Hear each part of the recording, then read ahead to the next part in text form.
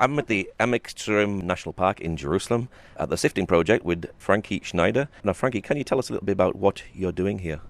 This sifting project is a facility that helps many different archaeologists around Jerusalem and around the country. Very often when archaeologists are digging, they get down to the walls, they get down to the floors, but they have to remove a lot of dirt. In this dirt are hidden small artifacts. Very often where they're digging, they do not have the space availability, or they're in an enclosed place where you can't sift through the dirt because you'll be putting up huge clouds of dry dirt into the air in a confined space. You can't do that. They may not have the people to do it, the personnel to do that. So what they do is they bag up the dirt and they send it here to us at this facility, and we're the people who goes through all this dirt. We do it ourselves with the staff members, but also we have visiting groups who come in here as volunteers to participate in an archaeological adventure. And so we have school groups that come from the local groups, from the local schools. We have tourist groups that come. We have individual families. Right now, this particular time of the year, it's right at the very end of summer. Families are looking for something to do with their kids. So we have lots of families this time of the year. They come, mothers and fathers with kids, just to do something that is fun, do something that's archaeological. It's historical. It helps the kids learn about their country, and it also helps us to process all this material and to find whatever is hidden in the soil. Now, we're just outside of the old city gates of Jerusalem. So where is your soil coming from? The soil that we have right now is coming from various different places. It is coming from what is called, we're calling a Pilgrim's Road. It was a road that went from the Temple Mount all the way down to the Siloam Pool. We have material that is coming from there. Underneath that road, again from the Temple Mount all the way down to connecting back into the Kidron Valley, there was a water tunnel. We have material from this water tunnel. We have material from an area called Beit Shalem, which is outside the eastern walls of the old city, right beside the Gihon Spring, down in the City of David area. We have material that is coming to us from the Givati parking lot dig. We have material, we're done with it right now, I don't know if we're going to get some more, that came from the area around the Kotel Plaza at the western kind of upper end of it. There was a building was going to be constructed, and they went down layer by layer by layer by layer through there. We did that material. We have done material from underneath Wilson's Arch, where there's a Roman theater. We have sifted material that came from the Ophel area that's just to the south of the southern wall of the Temple Mount. We sifted for years. We were sifting for 12 years. 14 years. I don't remember how many years it was. We were sifting material from on the Temple Mount itself. We've had material brought to us from places like Tel Azekah, from Tel Lachish. You have to realize that at a lot of digs, there is not a water source where they can spray this material and wash it and look at it when it's clean. And this is the advantage that we have over so many other places. We do something called wet sifting. At most sites you do what's called dry sifting. You take material, you put it on a sifting tray, you shake out the powdery dirt, and then while the material is dirty, you look through it and you find larger items. But the problem is that you can miss really tiny items easily when you're doing that. So here we take water and we spray it over all this material after we've dry sifted it, and now the material is clean and we can see the very small items that are in there. The advantage here is that we can find things like document seals, either the seal, a stone or a bone seal that you printed with, or the bula, plural bulai. It's a little round document stamp that you stamp on. We find beads, we find small things that have carvings on them. We find the tiny little stuff that can be missed in regular dry sifting.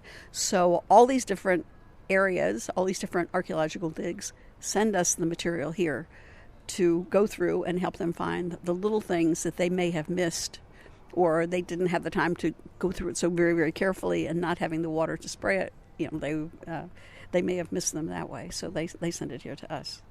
Now, just recently, David Friedman, the American ambassador, just opened the Pilgrim Road. What is the Pilgrim Road? This is an ancient road that led from the Temple Mount all the way down to the Siloam Pool. Remember at the time of Hezekiah, when he was getting ready to defend the city against the Assyrians, he realized that the Gihon spring and its water source were outside of the city. And he knew that in case of war, Jerusalem would have no water because the army would occupy that area. They would not be able to get to the water. So he dug a water channel that led from that spring down to an area that's called the Siloam Pool, which was inside the city walls.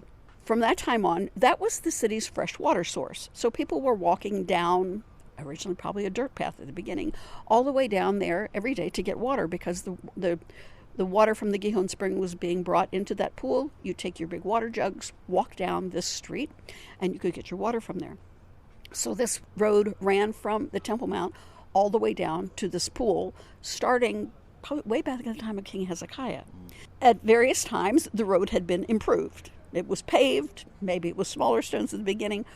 What we have here now, or what has been discovered, are huge paving stones paving this road leading from the Temple Mount down to the Siloam Pool, or the other way, from the Siloam Pool all the way up to the Temple Mount. These large paving stones that are there now, and some of these are like 1 meter by 3 meters. They're huge stones. Underneath these stones, they found some coins that are from the time of Pontius Pilate. Now, you realize there's not a whole lot of actual evidence of Pontius Pilate other than the stories in the New Testament. So it's very handy they found these coins that came from the time of Pontius Pilate. So we know that the paving stones that are on the road right now were laid around the year 30. The road existed prior to that. It's just that the paving stones that are on there now are from that time. It's just like our roads get paved and repaved, and you start off with a dirt road, and later on it becomes a dirt track, then it becomes a 2-lane highway, then later on a 4-lane highway. It's the same type of thing. The road was improved over time. These stones are from around the year 30. But it shows us what was going on in the city prior to the year 70 when the city was destroyed.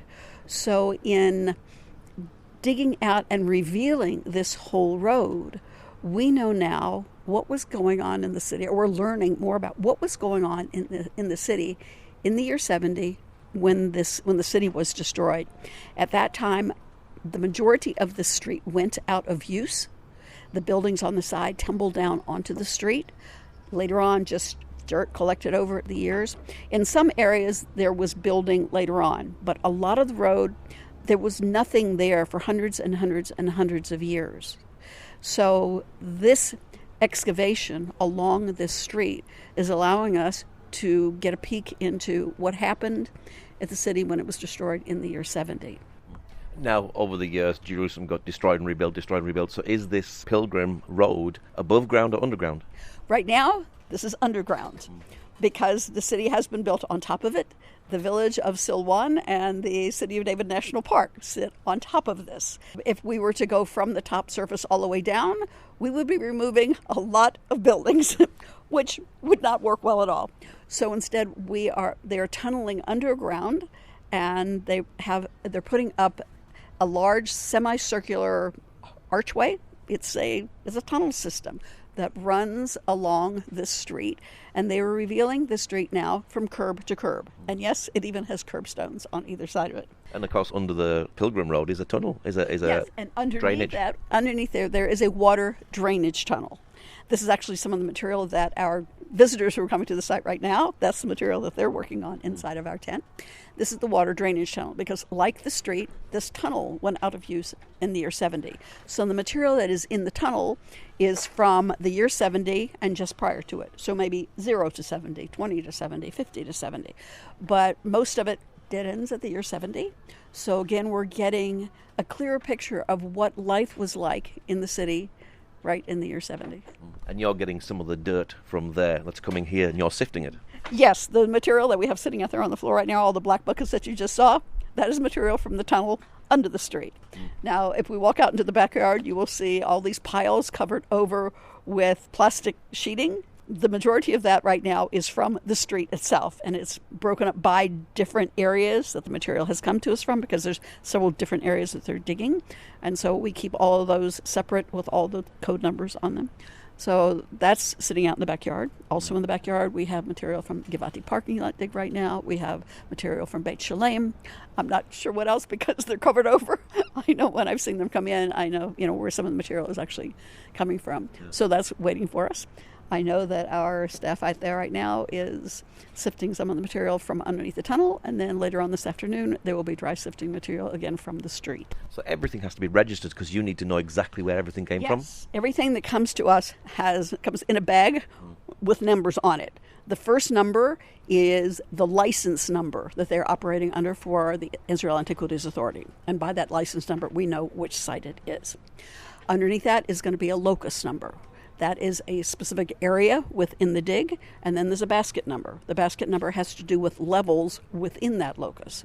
So we keep those numbers connected to the material as we work with it. You saw the tag that I had on that little basket that I had when you came in. That had on it, it said it was from Givati parking lot. It gave a locus number. It gave a basket number. So when that material goes back to the archaeologist at the Givati parking lot, he will be able to know exactly where that material came from, I would say within less than a meter. He could go back and say, this came from... When you're sifting the stone and the dirt, what are you actually looking for and what are you finding? Okay, we are looking at anything that is made by man, crafted by man. So the thing we find most, of course, is pottery.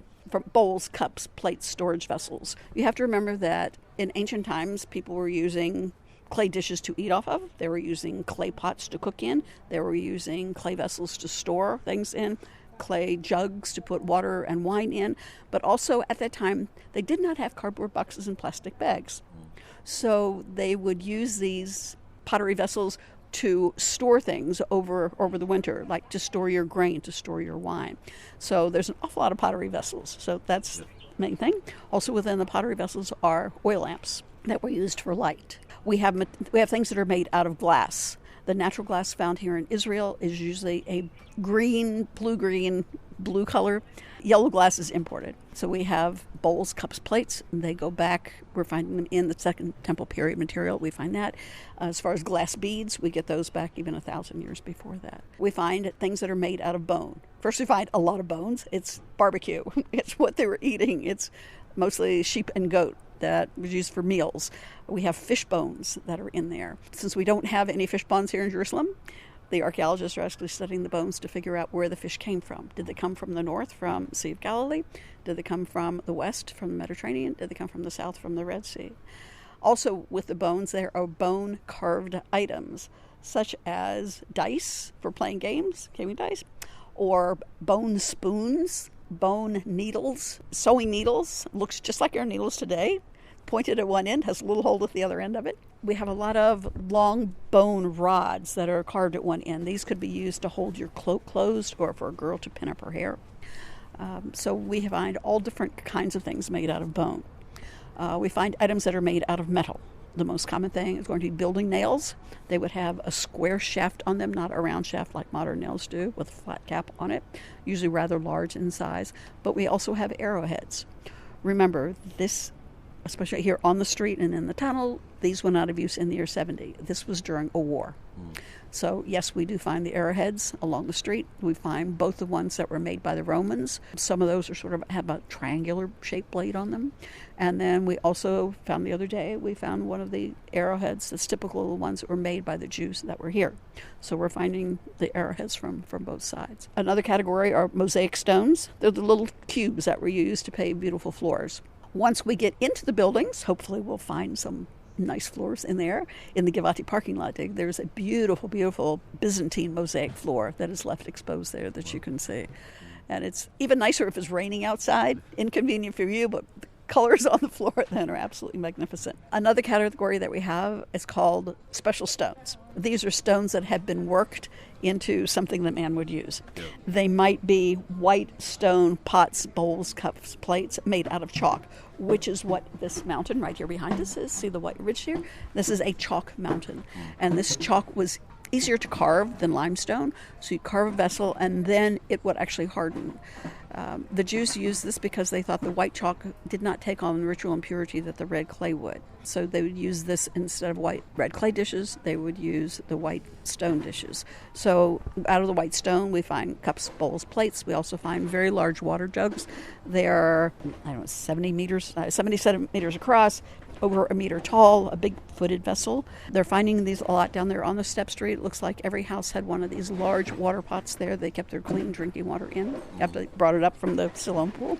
Also out of stone, we have things that are made out of basalt, which is volcanic rock from up in the Golan up north. When we have the basalt vessels here, it's usually grinding bowls and grinding stones to grind your wheat and barley into flour. We have pieces of marble, imported marble, and other polished stones. Some are local limestone. Some is a stone called bitumen. It's bituminous chalk that comes from down by Nebi Musa, down by the Dead Sea. These stones were used to make floor tiles. It was a craft called opus sectili that King Herod brought in, and we use these fancy floors on the Temple Mount in all of his palaces, and now we're finding these stones here on the street. So we know that they're in some of the fancy houses along the street. They've also been found in a house in the old city, in the excavations there, and a very fancy house there, that these beautiful floor tiles. Other things that are made out of stone, along with the white chalk used for vessels and the bitumen used for floor tiles, the chalk and the bitumen were also used to make tables. And so we're finding stone tables that were used during this time period. Some of them are rectangular that stood on a tall center pillar or column, and other ones that are short round tables that stood on a wooden tripod. So these are different stone items. We find pieces of those here, and they're finding pieces of them all the way down on the Step Street dig. What is the most significant thing that you found? The most significant thing we find are things that have writing on them, because they help to give us dates. So, of course, coins. We find coins here every day. The visitors love it when they find a coin on their tray. So coins help to give us chronology, going back through time. Other things that are very important, that are actually very small, that we find here, that are difficult to find at the sites themselves, are bulai, the document seals. In ancient times, you didn't have an envelope to put a letter in. So you would take your letter, roll it up, tie strings around it. On the knot of the string, you put a wad of clay, and you'd stamp it with your name seal. This would harden. So once the document was stored and the seal was on there, you knew that nobody had opened it. Or if the letter was sent to someone, when it got to them, the seal had not been broken, then the person knew it hadn't been tampered with along the way. So we find these name seals with people's names on them that are recognizable. Some of them may just give you that they were a certain type of authority, but other ones actually have a person's name on it, and the names are recognizable because we see those same names in the Bible. So those are wonderful to find. We also at times find either a bone seal or a stone seal that you would use to stamp on the clay with.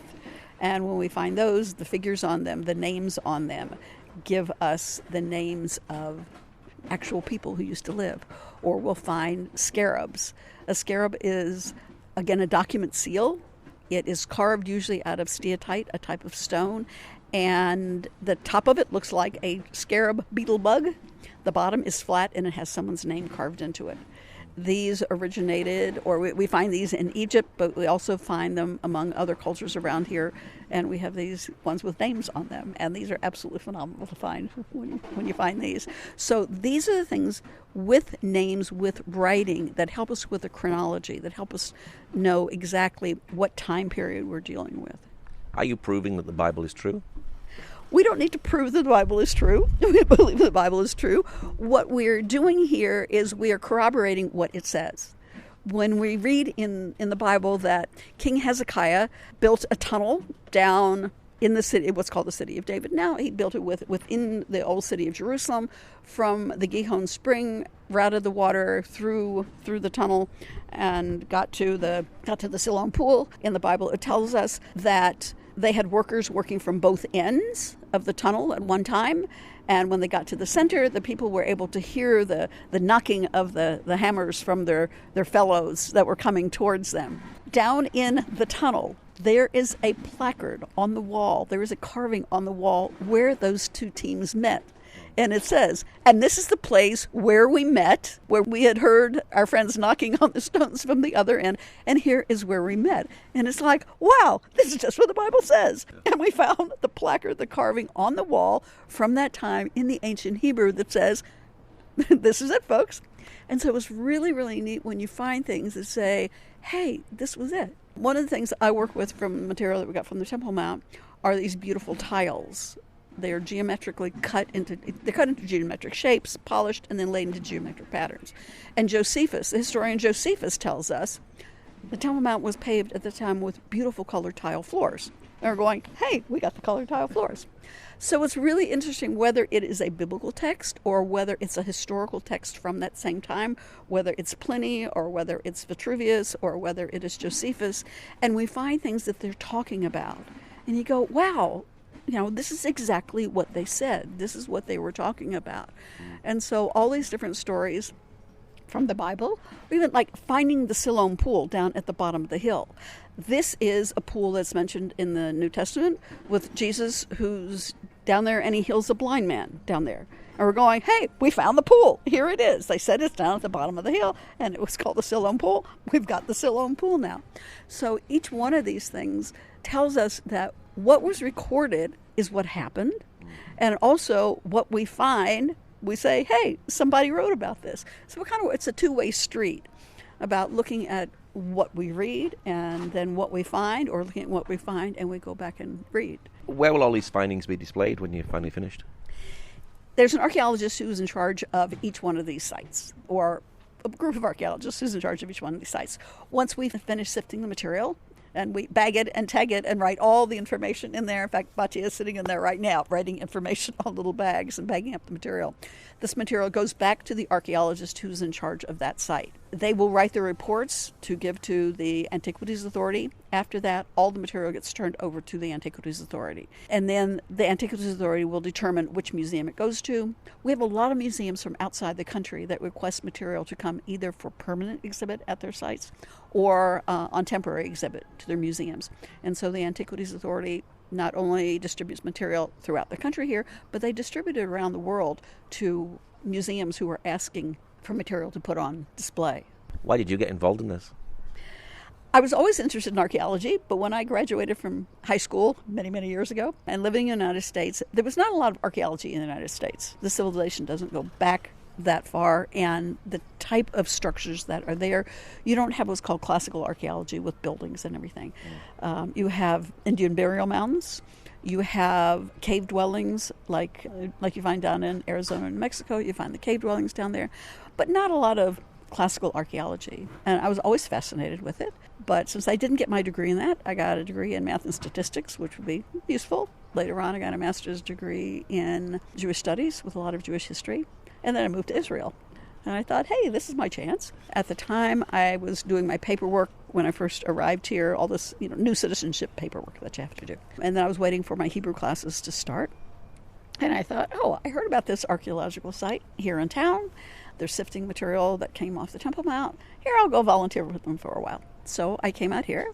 I visited the site. I liked what I saw. I thought this would be fun to do for a couple months. I started working with them just as a volunteer. After 2 weeks, got hired, and now it's 12 years later, and I'm still here.